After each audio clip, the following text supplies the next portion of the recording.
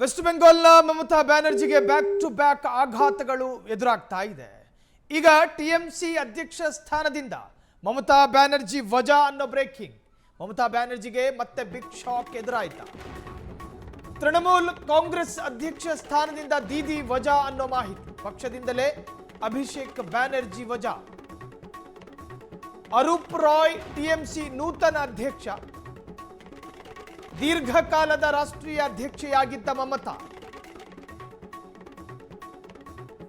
ಯಾವ ವೆಸ್ಟ್ ಬೆಂಗಾಲ್ ಮೂರೂವರೆ ದಶಕಗಳ ಕಾಲ ಮಮತಾ ಬ್ಯಾನರ್ಜಿಯ ಕಪಿ ಮುಷ್ಟಿಯಲ್ಲಿ ಭದ್ರವಾಗಿದ್ದ ಪಶ್ಚಿಮ ಬಂಗಾಳ ಈಗ ಸುವೇಂದು ಅಧಿಕಾರ್ ರೂಲ್ ನಡೆಸ್ತಾ ಇದ್ದಾರೆ.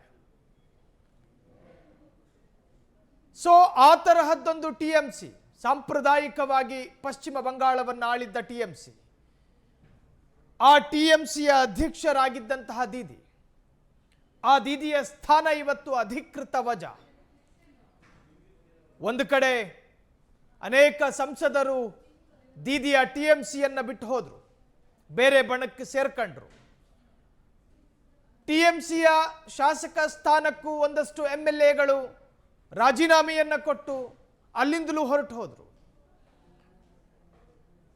ಯಾವುದೇ ಕಾರಣಕ್ಕೂ ಟಿಎಂಸಿ ನಿರ್ಮೂಲನೆ ಆಗೋದಿಲ್ಲ ಪಶ್ಚಿಮ ಬಂಗಾಳದಲ್ಲಿ ಅಂತ ಹೇಳ್ಕೊಂಡು ತಿರುಗಾಡ್ತಾ ಇದ್ದಿದ್ದು ಮಮತಾ ಬ್ಯಾನರ್ಜಿಯ ಪಕ್ಷ ಇವತ್ತು ಹೇಳ ಹೆಸರಿಲ್ಲದೆ ನಾಮಾವಶೇಷ ಆಗ್ತಾ ಇದೆ.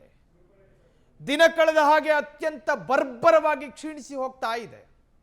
ಅತ್ಯಂತ ಬರ್ಬರವಾಗಿ ಕ್ಷೀಣಿಸಿ ಹೋಗ್ತಾ ಇರತಕ್ಕಂತಹ ತೃಣಮೂಲ ಕಾಂಗ್ರೆಸ್, ಮಮತಾ ಬ್ಯಾನರ್ಜಿಯ ನೇತೃತ್ವದಲ್ಲಿ 3.5 ದಶಕಗಳಿಂದ ಸಾಗಿದ ಪ್ರಯಾಣ ಬೆಳೆಸಿದ ತೃಣಮೂಲ ಕಾಂಗ್ರೆಸ್ ಇವತ್ತು ಅರೂಪ್ ರಾಯ್ ಎನ್ನುವಂತಹ ವ್ಯಕ್ತಿ ಅದರ ಅಧ್ಯಕ್ಷ ಸ್ಥಾನಕ್ಕೆ ಗದ್ದುಗೆಗೆ ಏರ್ತಾ ಇದ್ದಾರೆ.